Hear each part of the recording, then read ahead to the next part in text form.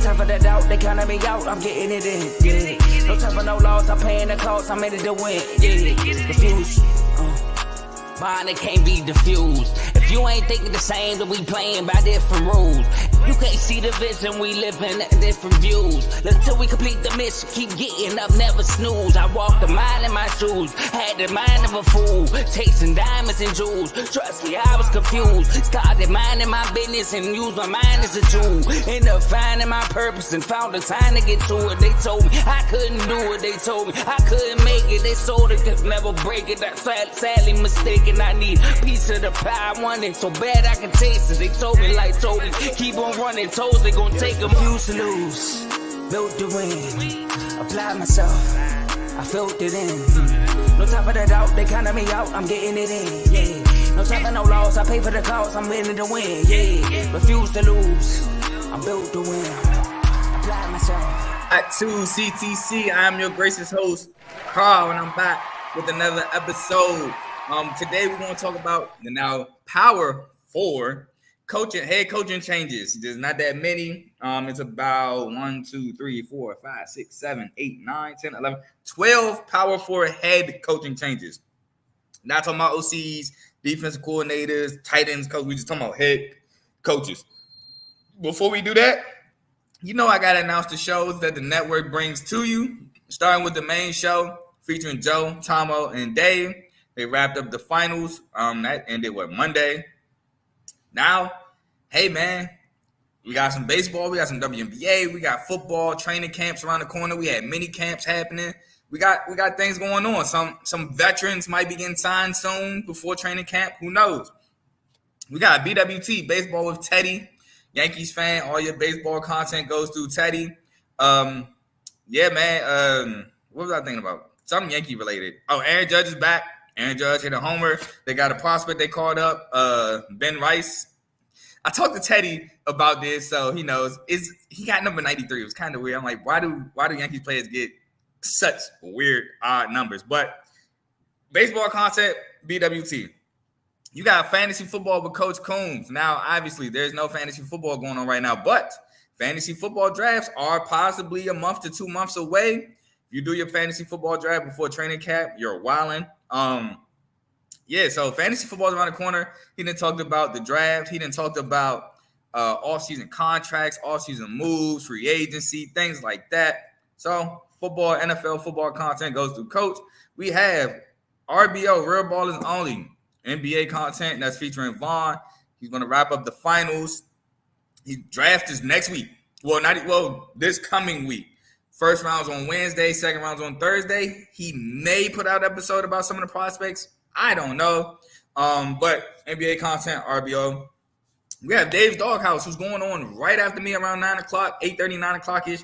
I don't want to give you any, concrete time because, I don't want to put that pressure on him. But he is after me. Highlights, lowlights of sports, Dave's Doghouse. You dropped 30, maybe had a double-double, triple-double, got a couple W's under your belt. You're in the yard roaming.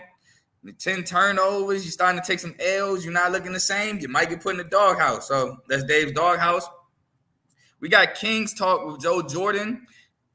I don't want to say anything about the Kings because that's he talks all Sacramento Kings. We saw something that happened with the Kings. If he does an episode, he'll talk about it. Last but certainly not least, we have In the Red Corner featuring Ty, Tomo, and Ricky. Maybe talking about that Danny Garcia thing that just happened recently. I don't know.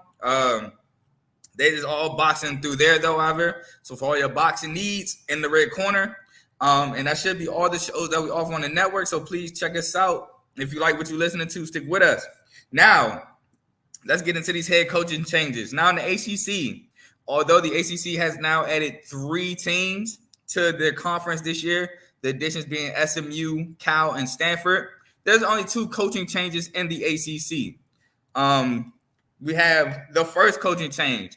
The Duke Blue Devils was led by Coach Mike Elko. Mike Elko has now left. We'll talk about Coach Elko later in the episode. Duke is now coached by Manny Diaz, the former Miami Hurricane head coach. Last coaching job was as defensive coordinator for Penn State the past couple years.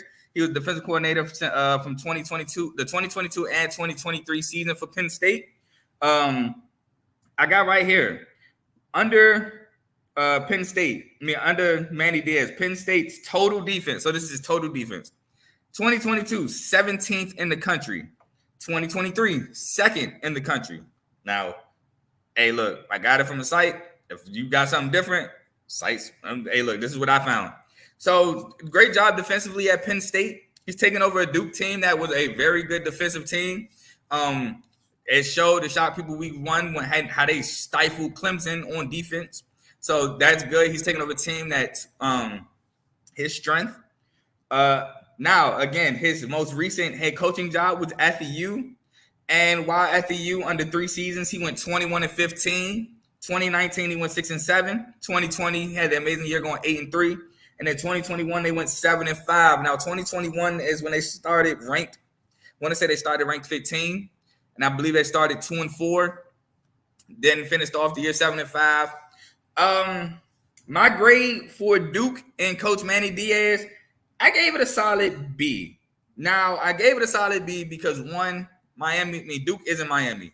They don't have the expectations of Miami. They're not expected to compete for ACC titles. They're not expected to be one of the best teams in the country. They're not even expected to be one of the best teams in the ACC. I think if you can get 7, 8 to 9 wins in Duke, that's a successful season for a head coach at Duke. Duke is a basketball school. They're trying to become a football school. It's going to take a lot, but for the expectations of a Duke, I think Manny Diaz is a solid hire. Again, he's taking over a team that was the strength of it was defense, which that is his strong suit as a DC. So I do like that. So yeah, not low expectations, but lower expectations. Plus the recruits I think he can bring in are going to be satisfiable as a Duke fan. I know what his issue at Miami at times was recruiting, not bringing in high enough touted guys. But again, expectations at Miami are not the same that they are at Duke. So I like the hire for Duke. I hope Diaz succeeds there at Duke. I would like to see Duke compete for an ACC title, but it's just so many juggernauts in the ACC with Clemson, Florida State. Well, not even so many, but those are the 2 juggernauts. Clemson and Florida State. SMU might have a shot, man. They're just coming off an American title, so they might have a shot. But that's Duke. I like the hire, Manny Diaz. I gave it a B. Next, we have Boston College. Well, this is the only other ACC head coaching change. So Boston College now coached under Bill O'Brien, who left. I want to say his last job was New England's offensive coordinator. That was his most recent job. His last head coaching job in college, because remember, he was the Texans head coach, but his last collegiate head coaching job was at Penn State. And he did a great job under Penn State. Penn State was coming off the Joe Paterno issues, the Jerry Sandusky issues. They lost a lot. They got sanctioned. I think they lost like somewhere between like 40 scholarships, 40, 50, in that range, scholarships. And he took over that Penn State team. And in 2012, he went 8-4. And in 2013, he went 7-5, which you might say is Penn State. That's it. But again, you have to remember the situation he was thrusted into following the Joe Paterno news. He was literally right after Paterno, literally all through all that losing recruits. He had to build the program back up. So I think he did an amazing job with that. He went 15-9. Oh, you also have to remember, because I forgot to write this down. You had to remember, postseason, he was banned. He could not go to the postseason. The Penn State was under a 4-year postseason ban. So that's why his records are exactly at 12 games. Because we all know you need 6 wins, you make a bowl. He had 8-7. There's no bowl game because of the 4-year postseason ban. So boom. So my quick synopsis is Bill O'Brien's offensive coach, looking to bring explosion to the Boston College offense. Can he make a decent team again at Boston College? I mean, I remember we had teams with Luke Kuechly. We had teams with Andre Williams, who went to the Giants. We had teams with Matt Ryan. We had teams I can't remember. But yeah, we had some pretty decent Boston College years. Can he bring that back? Now, the grade I gave the Bill O'Brien hire, I gave it an A. as Boston College to bring in a guy with the caliber of Bill O'Brien. I gave it an A. Boston College, do they expect to one day win an ACC championship? I could say yes. I could say yes under Bill O'Brien. They do at least want to compete for one. Maybe not win it, but they possibly want to be in an ACC championship game, competing for one. I like the hire. Not only do I like it for the long term, I like it for next year. They bring back Thomas Castellanos, as if you watch any of Boston College, he's an explosive quarterback. Might got to work on his throwing a little bit, but an explosive. And I mean explosive quarterback who can run the option, run the ball. And they bring back Cal Robichaux, the starting running back for Boston College. So he brings in two explosive key pieces from that offense last year. And let's see what he can make work. So I got that. I want to see it's going to be solidified as an A if he can rebuild Boston College to be an 8-9 win team. Now, I'll say consistently 8. Now, 9, cool, but if he can bring Boston College to a consistently 8-win team, that's an A. That's a win. That's a great job by Bill O'Brien. So I give it an A higher right now at the moment. But as you know, everything remains to be seen. But I like it. I do like it because he can bring offense to a Boston College. I mean, Boston College has Zay Flowers, and they didn't win too many games. And we all know how good Zay Flowers is. So, but he got it. Like I said, he got his quarterback for right now. He can bring in more recruits. He can bring in the guys he like. See what goes. Sky's the limit for Bill O'Brien. We move on to the Big Ten, where we have the most head coaching turnovers. The Big Ten, I believe, has 5 head coaching changes. And we're going to start with, if you've seen the thumbnail, Indiana and Curt Cignetti. Now, I don't know if you remember or not, but months ago, when MSU had their coaching thing with Mel Tucker, Joe had a segment on the Refuse to Lose show. He had me on. He said, Carl, who would you like to be MSU's next head coach? And I gave 2 answers. I gave Willie Fritz and I gave Curt Cignetti. Didn't get either one. We'll talk about MSU. I think MSU is like right after this. But Curt Cignetti, it sucks. He is now in the Big Ten at Indiana. And we saw what Cignetti did with JMU. JMU was one double overtime loss away from having an undefeated regular season. Lost that one game to App State. And its first year in the FBS. No, second year, excuse me. I always messed it up. The second year in the FBS. Second year from an FCS to an FBS program. You can say it's the Sun Belt all you want. I think Sun Belt is one of the better group of 5 conferences. Nearly ran the table. So, and, I mean, it's Virginia, but they still beat a Power 5 school. So, Cignetti, man, great hire by Indiana. Like I said, his last job was JMU. He went 52-9 at JMU, both FCS and FBS. So, that's including both. 2019, 14-2. 2020, 2021, that was the year when they played in like the spring. He went 7-1.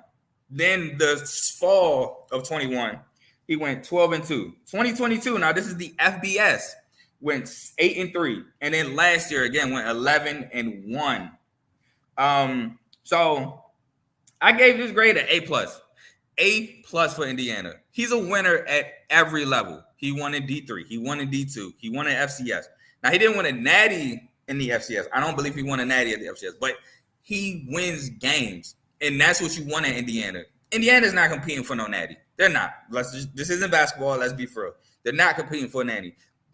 But if they can win 6-7 games consistently at Indiana, oh, my Lord, you'll take that. Getting a bowl every year at Indiana would be great. So, and it would help him to go to a better job, in my opinion. But gave it an A+ because, like I said, he's a winner everywhere. No matter where he's won. So that's what you want. That's what you need. He's a program builder, and he can build Indiana to be a consistently winning program. So I said this was an A+. Now, he is an offensive head coach who is now in the Big Ten, which that defense reigns supreme in the Big Ten. You do have some offenses like Ohio State, now Oregon, which you have to be seen because this is Oregon's first year in the Big Ten.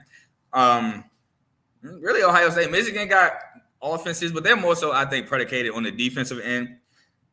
Purdue, I mean, they had a couple good years. They can be good offensively, but they're not consistently towards the top. So I just say, really, you got Ohio State in the Big Ten when it comes to like offense. So he does have to figure that defense. He does need to figure it out defensively. He needs a really good defensive staff, coordinating staff with him. So that'd be one thing to look out for. But I think Cignetti was an A+ hire. I really do. Next, we got to go move on to MSU. Jonathan Smith, now head coach at MSU after the whole Mel Tucker debacle. That whole situation, man.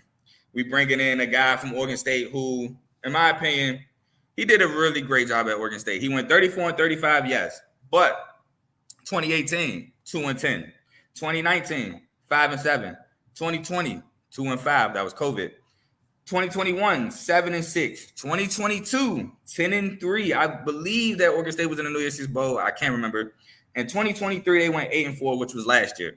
So this is Oregon State. 3 straight winning seasons at Oregon State, including a 10-win season. That is really good at the Oregon State University. At Oregon State University, that's a really great 10-3, 10-win season at Oregon State is a successful season. That's almost, I mean, I can't really words can't explain how great that is for them. Offensive head coach who can recruit his guys for the run game. Now, the reason why I said that is because he had guys like Jamar Jefferson, flourish at running back. Damian Martinez just flourished 2 straight years at running back, now at Miami. So he can recruit his guys to run the football, to recruit his guys for his schemes when it comes to running the ball. Now, I did note his receiver talent at Oregon State was kind of lackluster. Like, I did like, was it Anthony Gold last year and Silas Bolden, I believe. But I don't remember watching Oregon State in the past couple years. I watched them like, dang, they got some tough receivers. Like, I think his receiver talent hasn't been that great. But he's going to have access to different level recruits here in the Midwest at MSU. So hopefully he can bring in some guys, some really good pass catchers. But I gave this one a B+. I didn't give it an A. I wanted to, I'm giving it a B. No, I give it a B+. I'll explain why. So I gave it a B+. He was turning Oregon State around. The last 3 years, he went 25-13. Like I said, 3 straight winning seasons. So far, he's a program changer. That was his only job, and he turned Oregon State around again. And like I said, just not too long ago, he has access to better recruits at MSU. Now, the reason why I gave it the plus, Oregon State in the Civil War, if you don't know, that's Oregon State versus Oregon. The last 10 games were 3-7. Jonathan Smith won 2 of those games. Jonathan Smith at Oregon State went 2-4 against Oregon, which, again, losing record.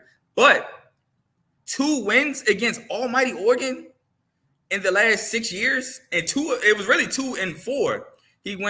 I think he went 0-2. I think he lost 18-19.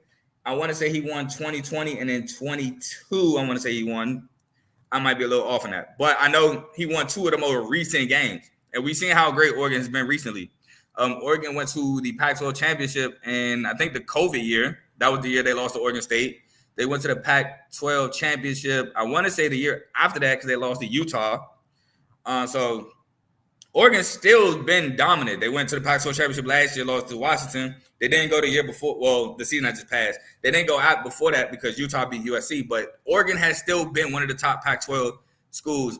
And Jonathan Smith still took 2 games off of them at Oregon State in the Civil War, which is largely dominated by Oregon. So, like I said, 3-7 in that. He went 2-4. So he got 2 of those 3 wins in the last 10 years. So that is, in my opinion, that is really good. Considering the fact that Michigan has been beating us lately. Last time we beat Michigan was with Kenneth Walker in 2021, Mel Tucker's first year. They won the last 2 after that. So hopefully I gave it a plus because he can start getting us that Paul Bunyan trophy back in East Lansing. So I like the hire. He did really good his first year. His first job at Oregon State. Hopefully he turns us around after all the debacles we've been through. But we got to move on to little brother in Ann Arbor, Michigan. Michigan was coached by Jim Harbaugh, who left for the NFL, and they replaced him with you could say last year interim head coach because he had to coach 6 games due to Harbaugh being suspended. Sharon Moore, OC. This is his first head coaching job at the collegiate level. Was the OC at Michigan, so he just steps right up to a head coach. He was 6-0 as an interim head coach. 6-0 last year. Had some key wins too. I want to say in 6-0 he beat Penn State. Well, Michigan beat Penn State and Ohio State. So key wins for head coach. Now head coach Sharon Moore. I gave it an A. I'm not gonna lie. I did give it a better grade than I gave MSU. I gave it an A. Here's why. Went 6-0 last year. Proved his worth. They gave it to the guy who was worthy of having that job. He's from under Harbaugh. He's going to be able to maintain the same level of recruits as Harbaugh had. He's going to be able to keep that tradition that Harbaugh built in Ann Arbor. Now, some might argue he might not burn out his guys like Harbaugh allegedly does. All that is alleged. I don't know. Never went to the school. Never played for the school. I never played college. But this is all alleged that Harbaugh burns his players out. Don't know if it's true. But again, he keeps that tradition. He keeps the recruits. He the crying on TV and everything might give guys to come because they know he's passionate about Michigan. So yeah, I gave it an A. Now he is an offensive head coach, obviously being the OC. So we'll see what that Michigan offense can do under Donovan Edwards. I don't know who the quarterback is going to be next year because JJ is now gone. But yeah, I gave it an A.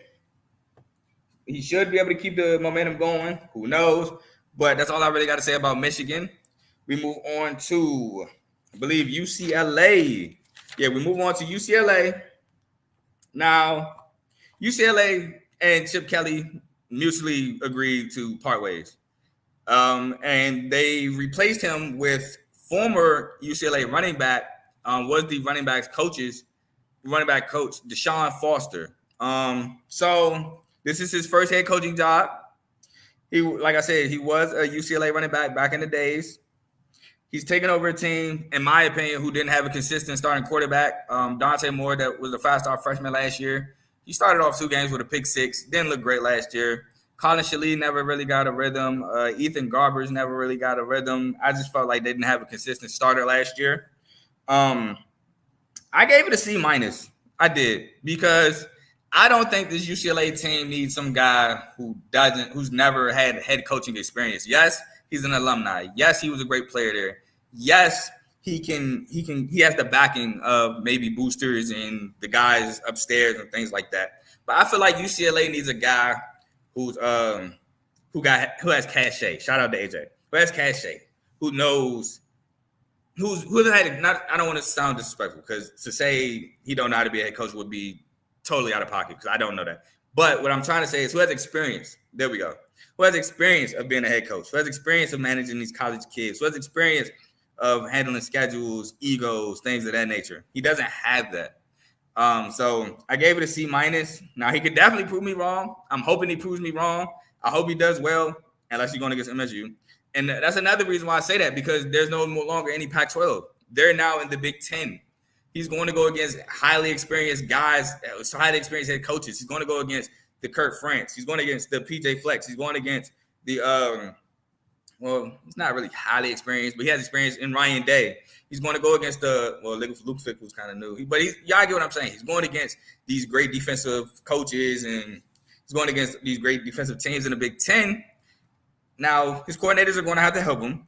That's true. But I just gave it a C-, man, mainly because this is his first job, and now he's taking over a UCLA team who's kind of spiraling and not in the Big Ten. So we'll see.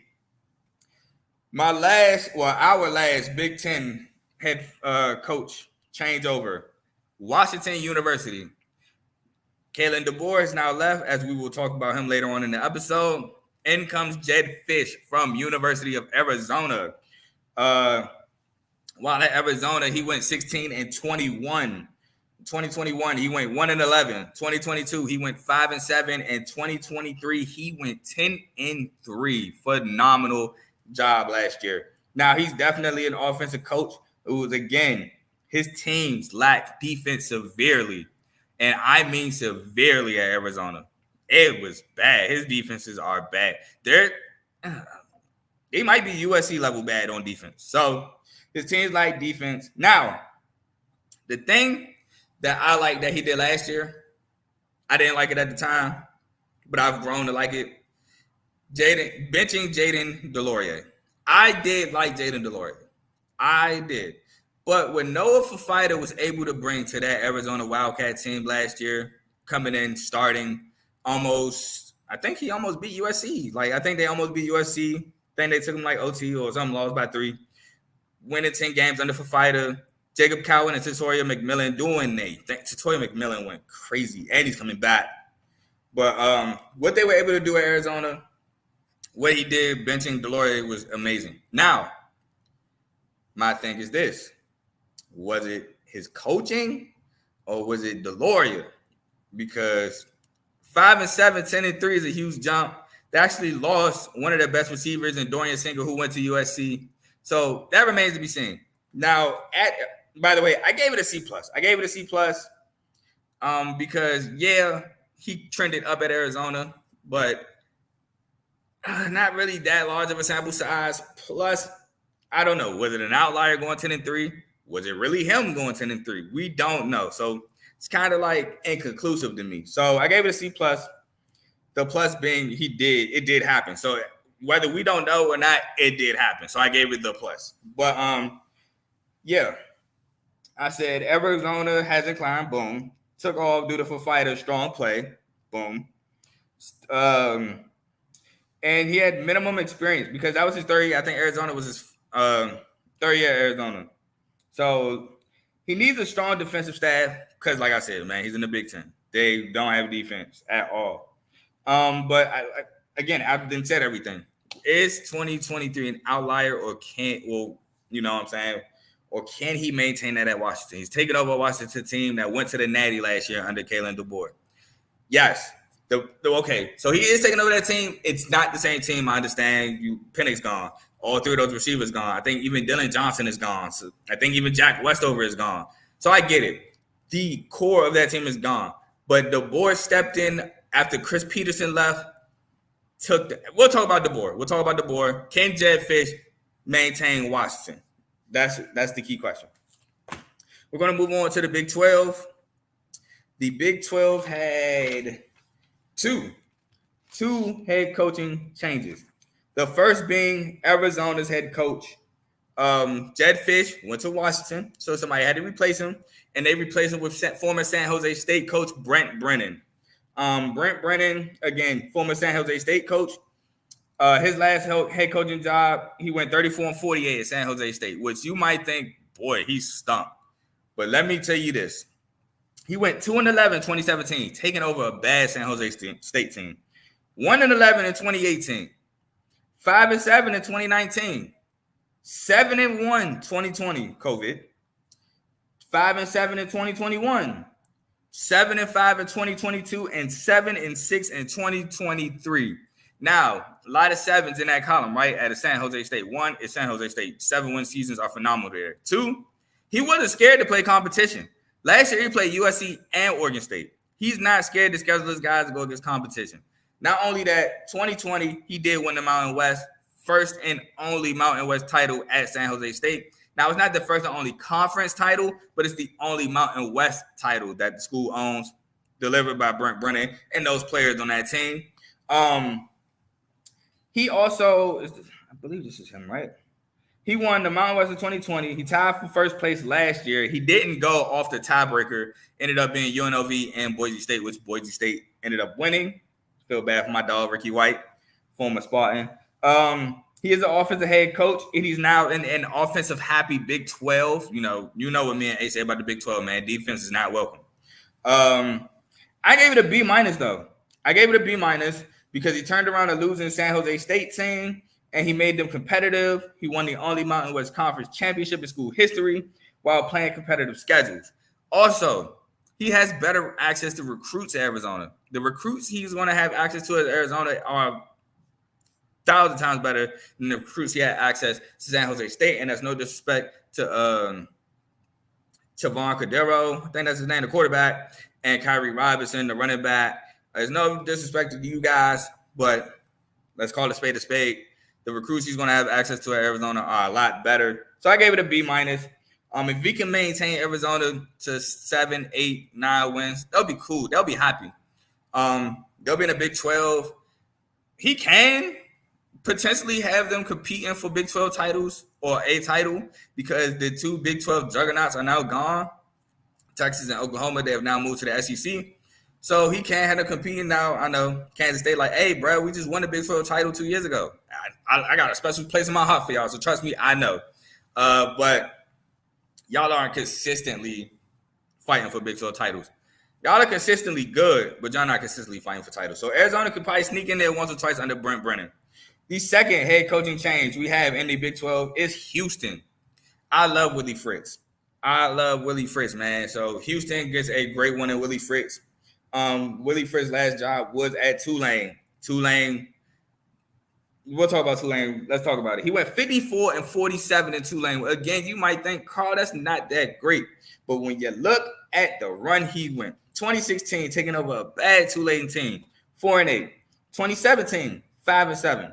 2018, 7-6. 2019, 7-6. 2020, 6-6.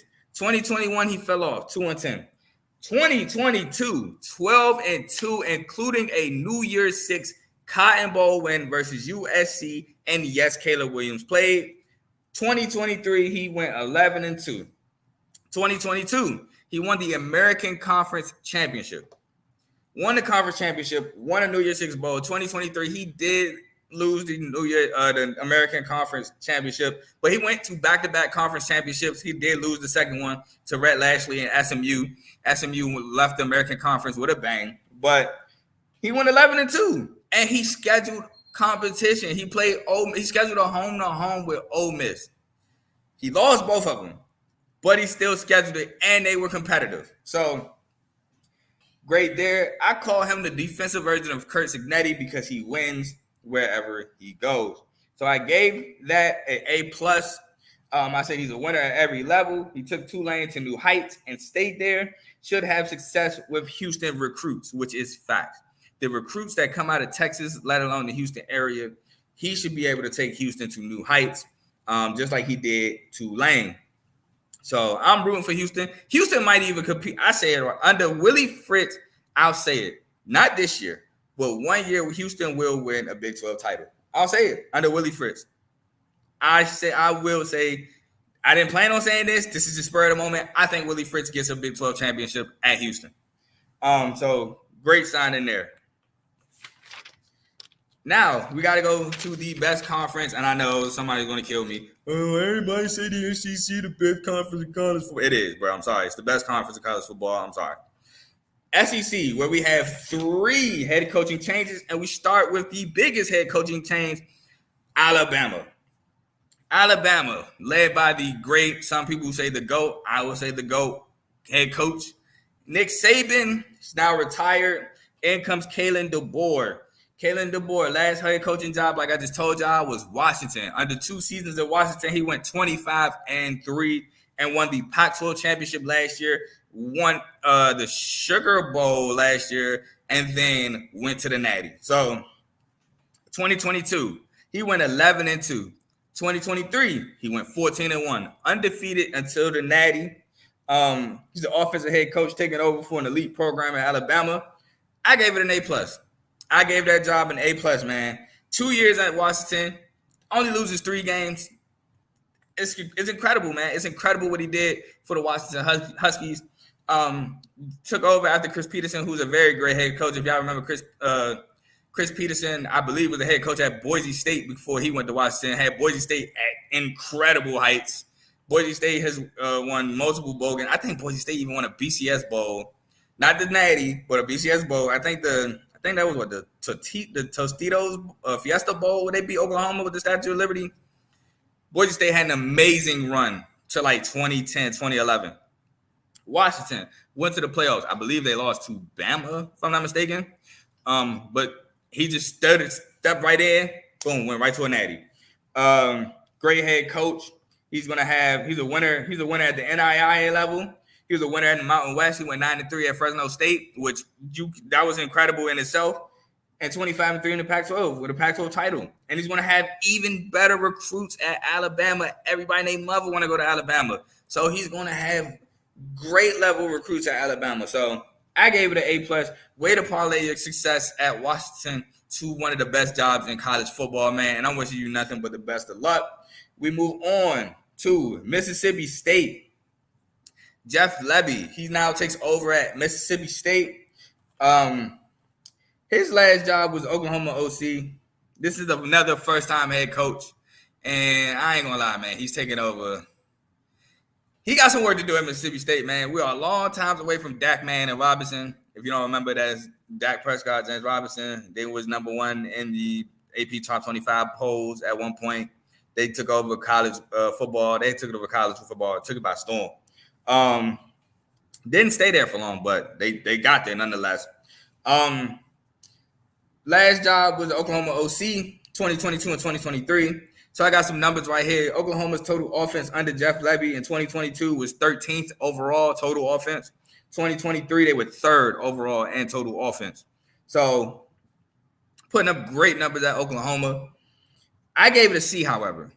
The reason why I gave it a C, can he bring that explosive offense to Mississippi State? He had great talent at Oklahoma. He had Dylan Gabriel. He had Gavin Sawchuk. He had Nick Anderson. He had Anthony Andrell. He had Jalil Farouk. He had Drake Stoops. He had guys at Oklahoma. He's not stepping into those guys at Mississippi State. I think Woody Marks even left. Will Rogers is now at Washington. He don't got them guys at Mississippi State right now. Can he recruit those guys to come to Mississippi State? Can they say, you know what? I'm not going to an Ole Miss. I'm not going to Georgia. I'm not going to Florida. I'm not going to Bama. I want to go to Mississippi State. I want to change that program around. Can he get guys to do that? That remains to be seen. So I gave it a C. He's going to have to out-recruit a lot of guys in the SEC. Can he do that? I don't know. Now, the last head coaching job we got, I discussed him earlier. He left Duke. He's now at Texas A&M, and that's head coach Mike Elko. Elko, last job, again, was at Duke, where he went 16-9. He went 9-4 in 2022. Last season, with injuries at quarterback, he went 7-5. Riley Leonard was in and out the lineup, had to rely on Grayson Loftus, Jordan Waters at running back. Excuse me. So it's kind of hard to win. It's hard to win with your starter gone. Not many guys are like Kansas, where they had Jalen Daniels and Jason Bean. So it was hard for Duke to win games like that. He's a defensive head coach who was DC under Jimbo Fisher at Texas A&M and not too long ago. So he's back at Texas A&M. He was a DC, now he's a head coach. They were a good defensive team under Elko too, and that's how we got the Duke job. They were really good defensively, lights out almost. They were really good defensively the past couple seasons. It's just offensively they couldn't get it going. They could not get no offense going for real. But I gave it a B-. Gave it a B-. I said, wow, he has shown to be a really good head coach at Duke. Texas A&M issue has been offensively. So unless he hires a good offensive staff, it brings the grade down. So yeah, at first I wanted to give him a B+, B+, but he's not. The issue was Jimbo Fisher not getting an OC, not letting OCs call the play. I think he ended up getting one last year, and the offense still just was not great. So Texas A&M issue has always been offensively. Defense ain't an issue. Now, he's a great head coach. He's going to have that defense right, and I think he's going to pick some guys to have solid offenses. But Texas A&M wants to compete for championships. Let's just be for real. That's why when they had that historic recruiting class not that long ago, they were happy. They won a natty. They won a natty, man. And as good as a head coach Elko, I think Elko is, I don't know if he's that guy who can dethrone Kirby Smart in Georgia, or we can't say dethrone yet, but can he dethrone Alabama? I can't say he can't let the boy yet because he doesn't coach there yet, but can he dethrone Alabama? I don't know. I don't think so, to be honest with you. But I think he's a great coach. I really do. Get an offensive staff, get some recruits. Let's see what goes. But got a comment. What up, my boy Joe? What's good with you? Toward the end of the show, really, that's all the head coaching turnovers for the Power Four. I'm gonna just go over them again. In the ACC, we got Duke now under Manny Diaz. We got Boston College now under Bill O'Brien. We got in the Big Ten, we got MSU now under Jonathan Smith. Michigan under Sharon Moore. UCLA, Deshaun Foster. Indiana, Kirk Cignetti. And Washington under Jed Fish. In the Big 12, we have Arizona now under Brent Brennan. Houston now under Willie Fritz. Please make me sound like a genius to get that Big 12 title I think you're going to get. SEC is now Bama under Kalen DeBoer. Mississippi State, Jeff Lebby. And Texas A&M now under Mike Elko. And that is all I have for y'all today. Next week, I will be bringing y'all the Group of 5 head coaching carousel, where we will talk about some coaching turnovers in the Group of 5 conference. That's the American, Conference USA, Mountain West, Sun Belt. Am I missing one? Hold on. I said Mountain West. I said Sun Belt. I said American, Conference USA. What am I missing? Oh, my God. MAC and the MAC. So any of those head coaching carousels, we will bring those to you. Please stay safe. It's been hot in Maryland. However you at, stay safe. Stay hydrated. Enjoy your weekends.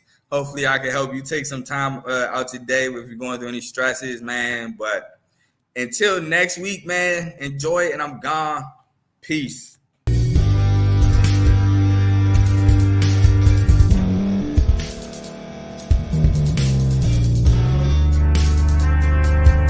Thank you for staying to the end. If you're watching this on YouTube, please like this video, subscribe, and also hit that notification button so you can be notified next time we put out a video. If you're listening on any podcast platform, subscribe and hit that notification button, y'all, so you can be notified we put out another podcast audio. And last but not least, hit that share button. No matter what you're listening to or watching it, hit that share button and send it to somebody that you know that would love to watch this episode you just listened to. So once again, thank you for staying to the end, and we'll see y'all at the next episode.